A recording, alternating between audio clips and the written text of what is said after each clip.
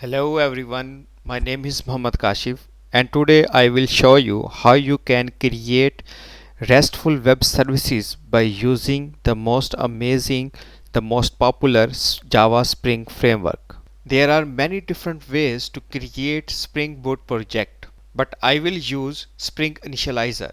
Just open your browser and search for star.spring.io and click on the first link star.spring.io. Just right click and open in a new tab. Here you need to provide some basic information of your project. You can also add dependencies from here. You can select which type of project you can create.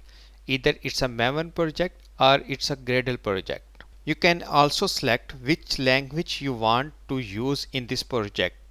You can also select packaging type. We select var because var is used when we need to deploy our application on some kind of web on server like WebLogic server. You can also select which Java you want to use in this project, like we will use 8, so I select 8. Here you can describe, you can enter about your application name, about artifact, about name. I will go with the default ones, and you can enter your dependencies here. Just click on it and search.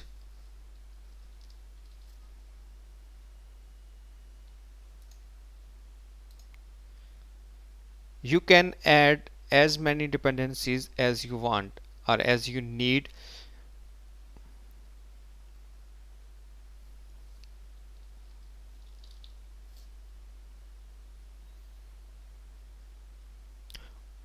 I will use Oracle database for this demo, so I'm adding Oracle driver dependencies in this project.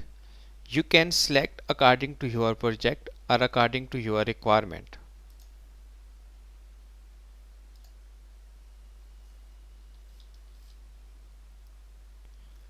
Spring Data JPA, this dependencies is used to add notations like we need to create entities based on database tables.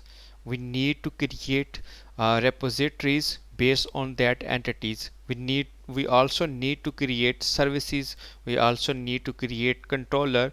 So we need to add notations to tell the compiler about the classes type.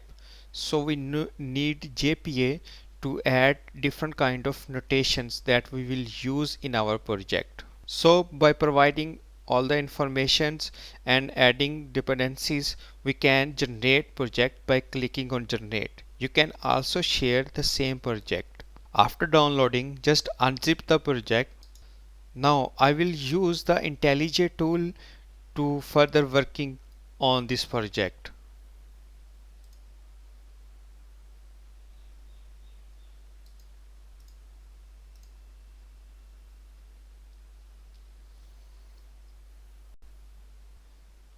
To connect application with database, we need to provide connection information in this application. So open your application.properties file and enter the connection database connection information like this. After connecting project with database, we need create four classes. First one is entity.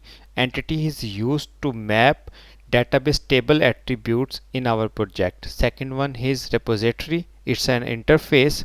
Third one is services, which where we provide all the implementation of the entity. And the fourth one is controller, where we define the unique URLs to uniquely identify our resources. So we need to create four classes, like first one is entity, repository, service and controller.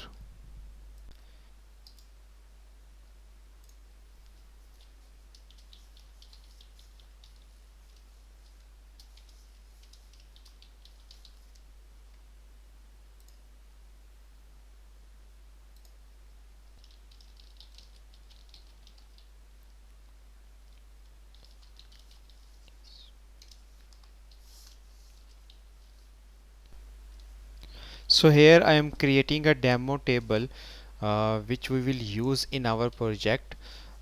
We will insert data, we will update data, we will delete data by using this table.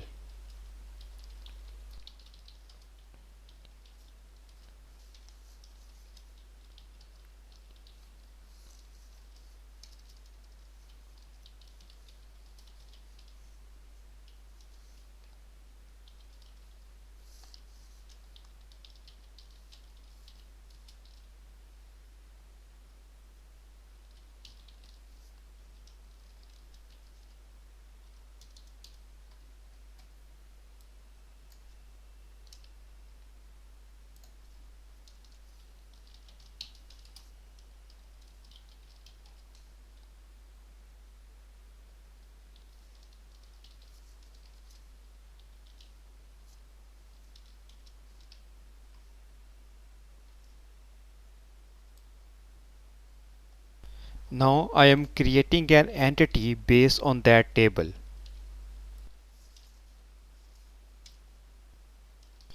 We need to pass the reference of database table in this entity. So we use notations to pass reference database table here.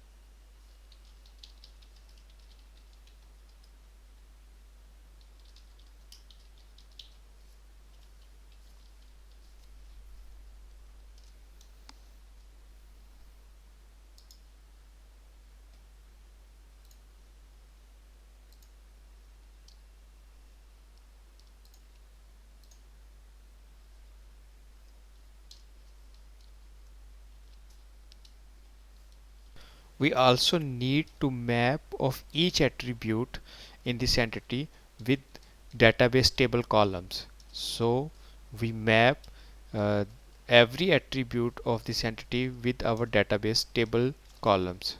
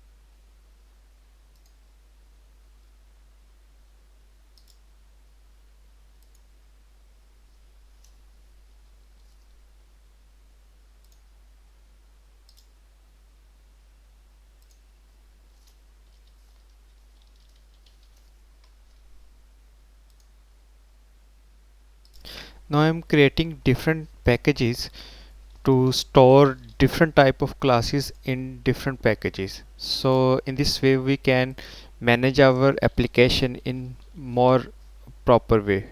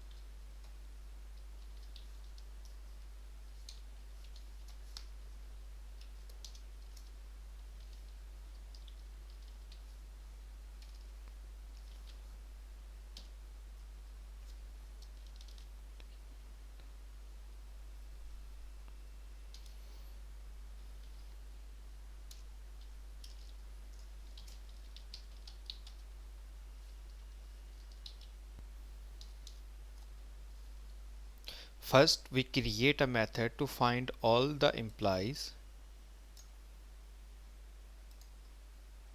This method will return a list of all the employees, and we will find all the employees by using the repository object which we have created at the start of this class. Then if we need to add a record, we will use this method to update the record. We will use this one, and to delete the record we will use this function. So we can perform all type of DML by using these functions, and we provide all the implementation of these functions in service class. Now we will create a controller.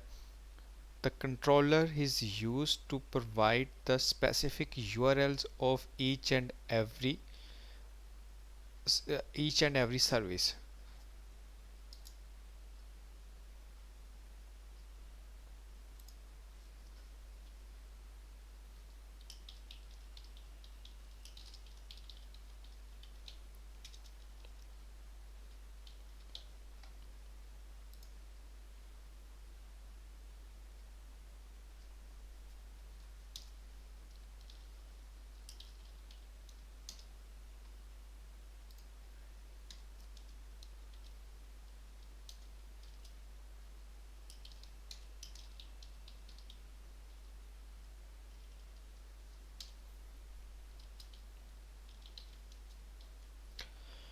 We link this controller with our services by creating employee services object here, and we use auto void notation to create this object. This controller function will use to find all the employees. By using this one we can add new employees. We can also update the employee information, and we can delete the employee information. So we need to pass the table name in entity. I just forget, so just copy the table name and paste it in entity class.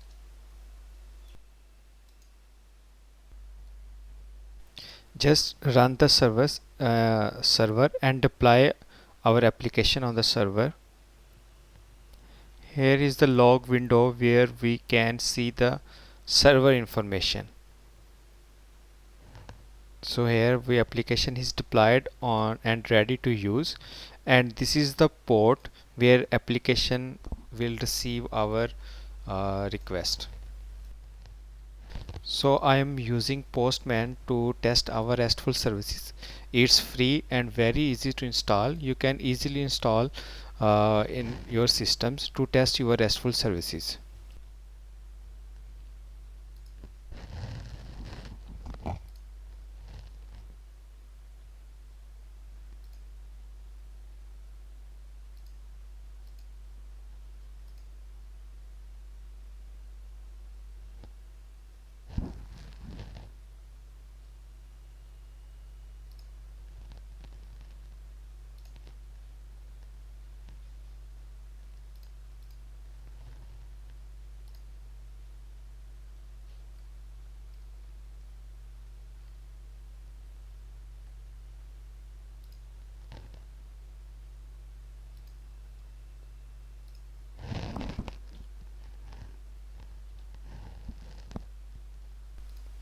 So to update data we will select put, and we need to pass an ID of a specific record to update a specific record. ID is required to uniquely identify the database record.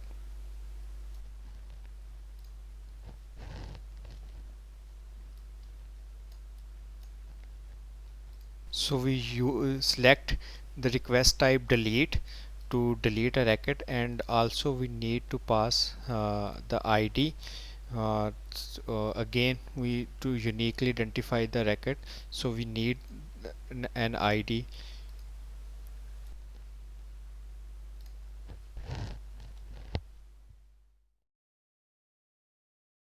So what we have did in this tutorial, first we create a Spring Boot project by using Spring Initializer.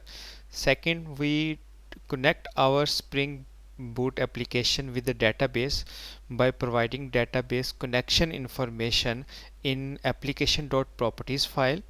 Third, we create four packages.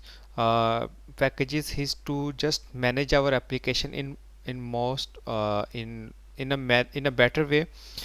Third, we create four Java classes. First one is entity. Entity is to map our database table. Second one is repository. Repository is an interface. Third one is service. Service is used to provide the implementation. And fourth one is controller. Controller is used to define the unique URLs to uniquely identify the resources. So we need to define three Java classes and one interface. Thank you so much. In next video, I will again explain this application in more detail.